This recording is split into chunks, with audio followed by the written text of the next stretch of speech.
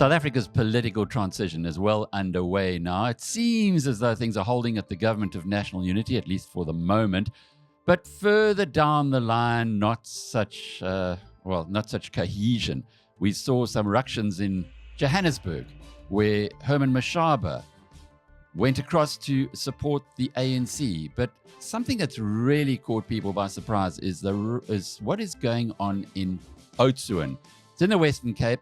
It is an area that has had problems, well, almost since the dawn of democracy here in South Africa.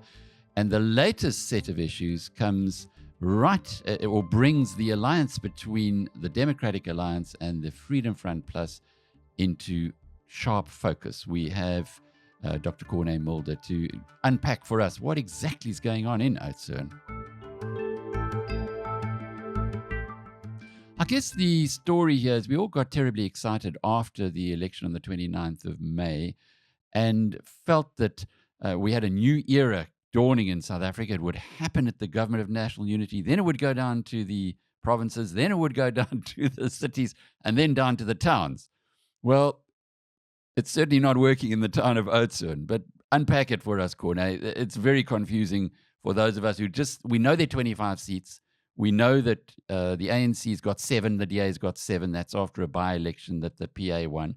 You guys have got 3, so that's a very important number. And then the rest are 4 little parties, and ACOSA rather has also got 2. So the Patriotic Alliance, ACOSA 2 each. Do the arithmetic, you need 13 seats. And it seems to be a bit of a yo-yo. You're absolutely right, Alec. There's no doubt. Oudtshoorn has been in trouble for a long, long time with lots of instability. So we did succeed in June of 2022 to put a coalition together consisting of 4 parties, the Democratic Alliance with their 7, us with 3, ACOSA with 2, and then a local party called Saamstaan with 1, which gave us 13. And we did form a coalition that governed since June of 2022, and we were going along happily. But along the way, it started to become clear that we've got a problem. And the problem was basically that the mayor of Oudtshoorn, a person with the name of Chris McPherson, became a problem because it seems that he does not understand how coalitions work. So we made it clear to the Democratic Alliance that we've got some problems, that we are not keeping to the provisions of the coalition agreement. If there's disagreement, the mechanisms of the coalition agreement should come into play, where matters that are not dissolved are referred to other bodies. That did not happen. And it became clear that the mayor himself was just going on all by himself. Let me give you an example. The budget is quite an important issue in a local government, and that needs to be approved. So the budget was discussed in the coalition's joint caucus of those 4 parties. And 3 of the parties made certain proposals to try and alleviate the high municipal rates, etc., and how we could do some savings. The mayor was not happy with that. In the end, his response was, listen, this is my budget, and you represent small parties. And then he went across and he made a deal with the ANC behind the back of the other coalition parties to get his budget through. Now, that is no coalition. That you can't operate. The moment he did that, that was the end of the coalition, basically.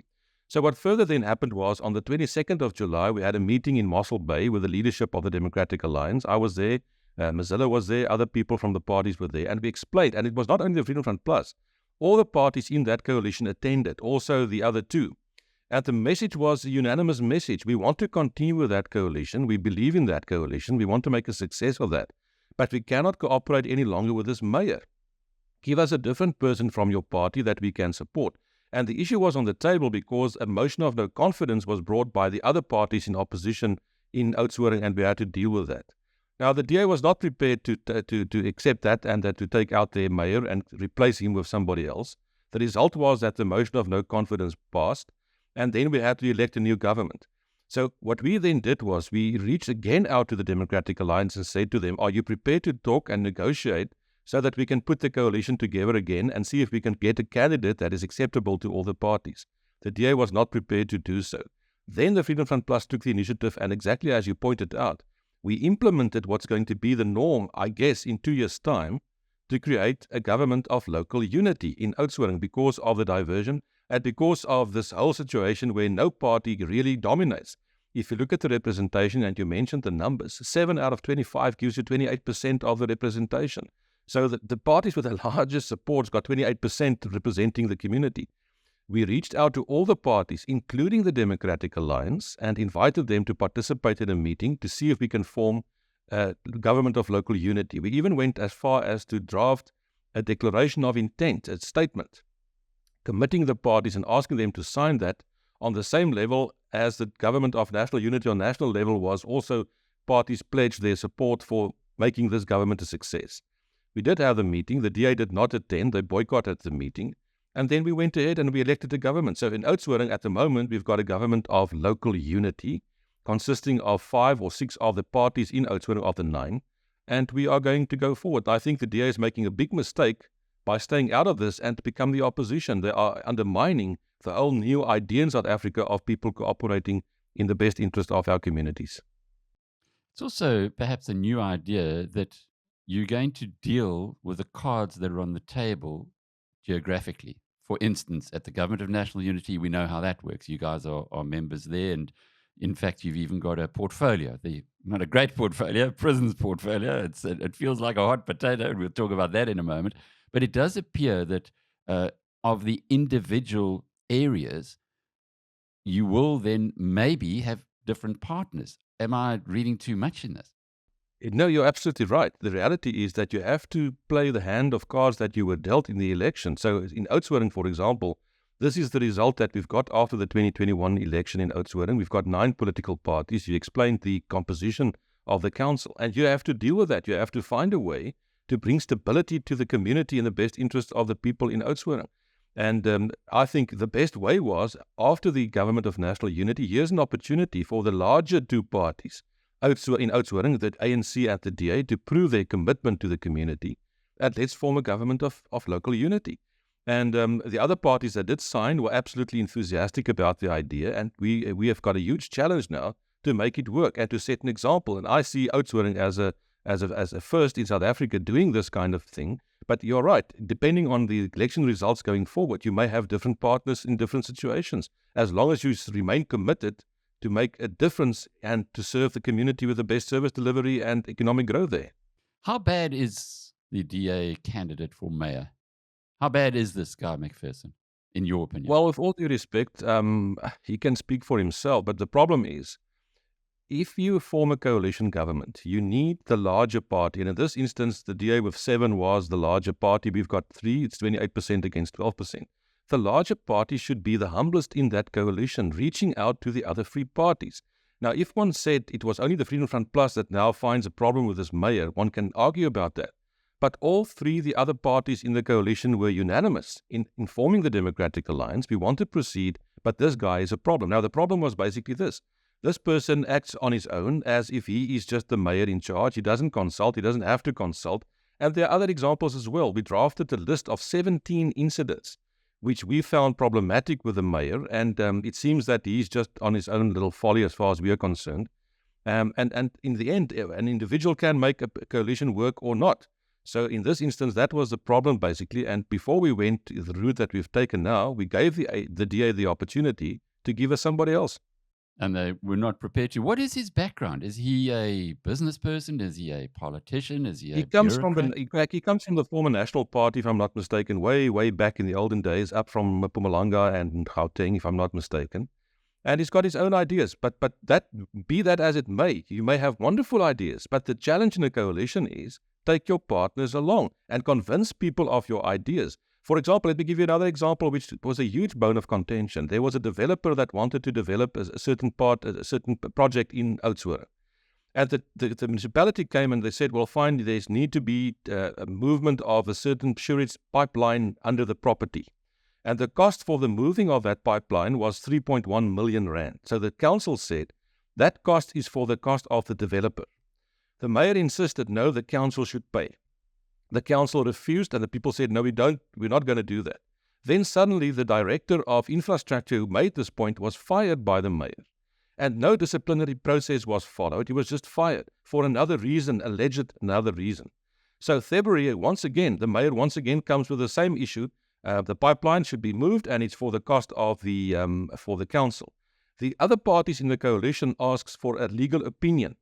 Let's make sure, before the legal opinion is done, the mayor instructs the municipal manager just to move it. So that kind of high-handed approach that does not work in a coalition, And with all due respect, if you go to the ANC at that stage, who were part of the opposition, to get your budget pushed through against the wishes of your own coalition parties, there's no coalition. This is not how it works. And that's my problem. Is the underlying problem here is this. Is the Democratic Alliance really committed to coalitions? Or do they think they can co-opt other parties to give them the necessary vote when they need that, and for the rest, they should just behave themselves and keep quiet? That's not coalitions. That's not how you're going to take it forward. That's interesting. The DA has got a reputation, and deservedly so, for being able to manage well. So as a consequence, perhaps that's in the DNA now. We the guys who can manage well, nobody else. You got a challenge. The new mayor of Oudtshoorn is your guy. Yes, absolutely. The parties in the government of local unity then decided we don't want to see that the ANC suddenly now takes charge of Oudtshoorn, because immediately the DA jumped on this immediately, and they immediately framed us, or they tried to frame us. You are now in bed with the ANC. It's absolutely laughable. That's why they are sitting with 12 members in the executive on national level, serving with the ANC. But that is the kind of cheap politics being played to try and frame you in that instance. So the government of local unity then had a council meeting, and the Freedom Front Plus guy became the mayor. The ANC is the deputy mayor, and the lady from the Patriotic Alliance serves as the speaker.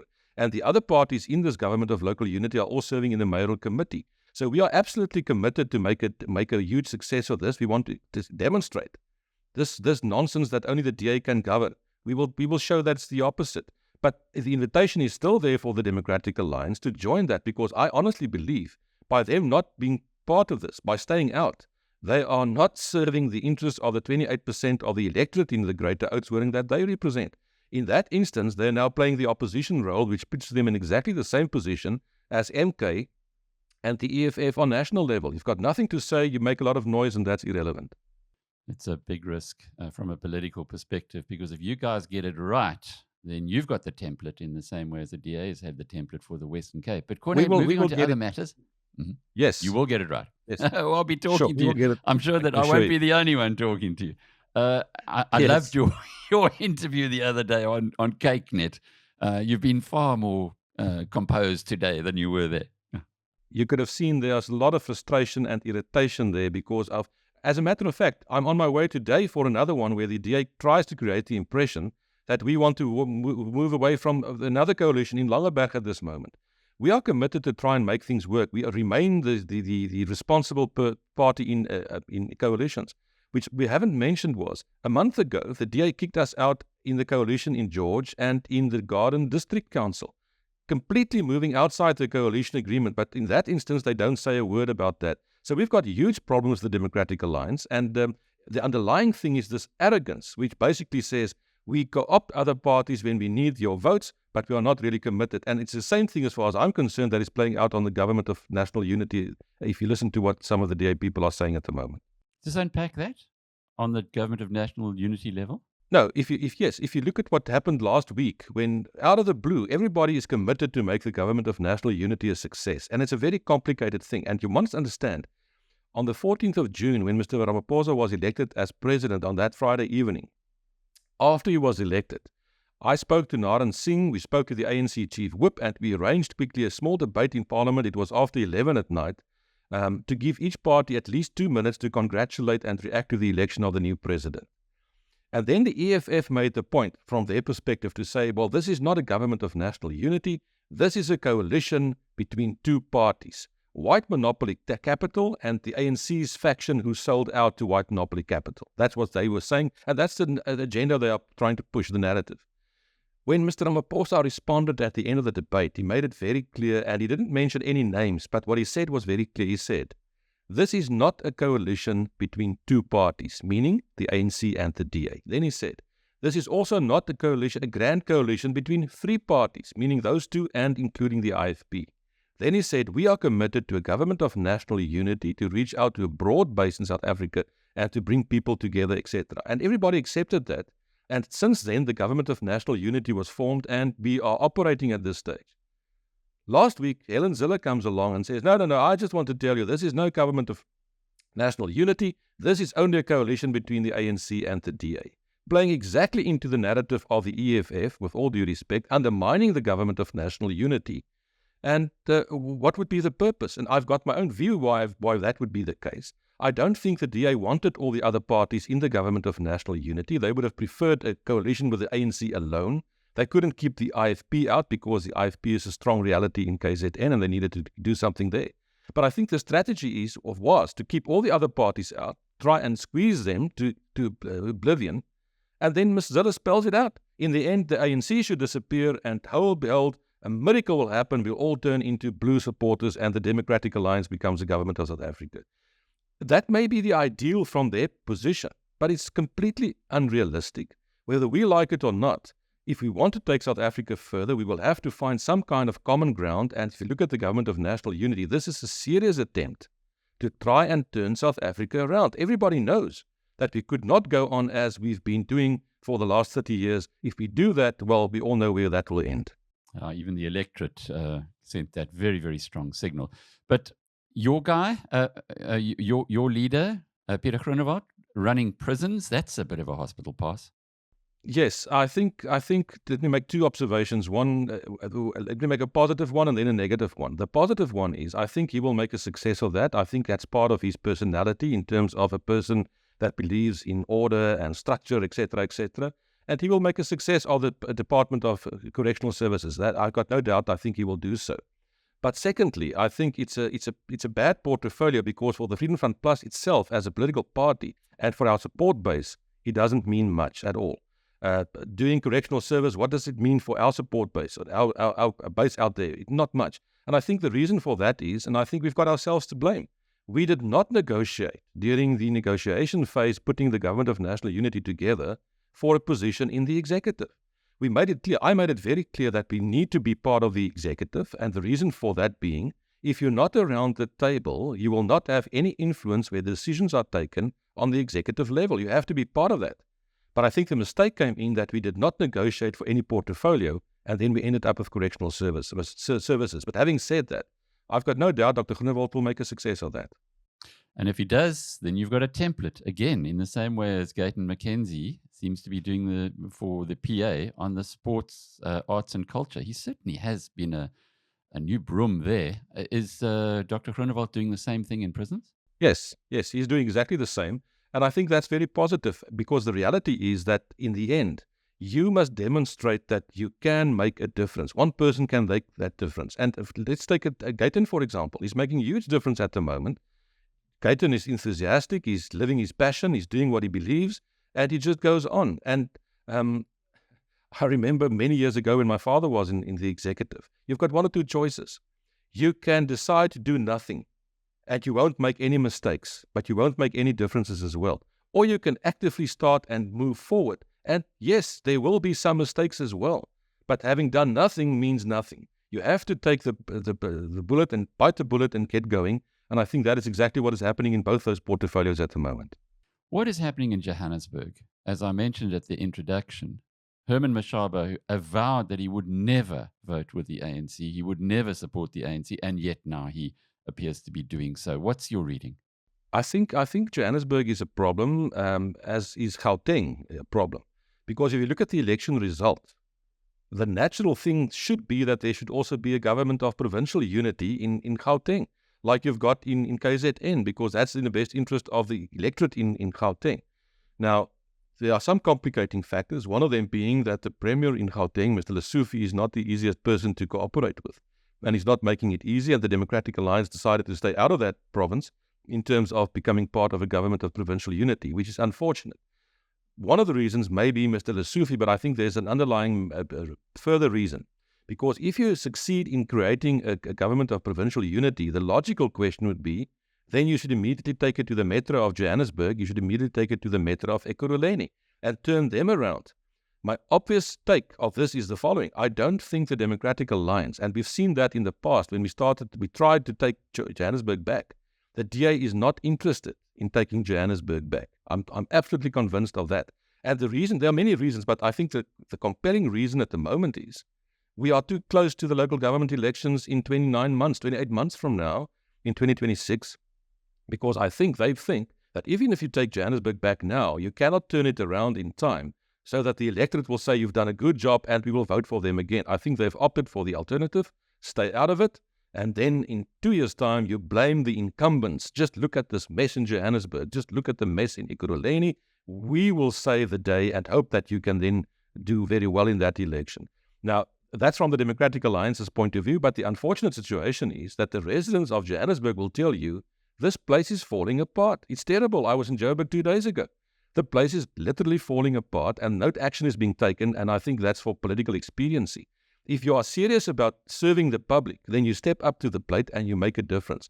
From Action SA's perspective, and I think that's a more difficult one, Mr. Mashaba and Action SA, like the Freedom Front Plus, were all in when we tried to get the multi-party coalition going and a multi-party government to succeed. Looking back now, one can ask the question, were all the parties in that thing absolutely committed to make it work, or were some not really committed? And that's a different discussion. So after the election, Action SA did not have the best result, obviously. They did get 6 members to Parliament, but they didn't do as well as they hoped to do. And in Johannesburg, they are the strongest in terms of the support they received in 2021 with more than 40 members in the council. And I think they just realized we cannot sit back and watch Johannesburg go down the tube. If the DA doesn't want to step up and let's turn Johannesburg around, they've got no alternative, and try to see if they can work together with be the ANC or whoever to try and make that thing work. Because at the moment, you've got the mayor there from Al Jamaa, and clearly that's not a success. What a fascinating period of politics that we're going into. And the man who's seen it all and been around the longest serving member of parliament in South Africa, Dr. Corné Mulder, giving us his insights. I'm Alec Hogg from BizNews.com.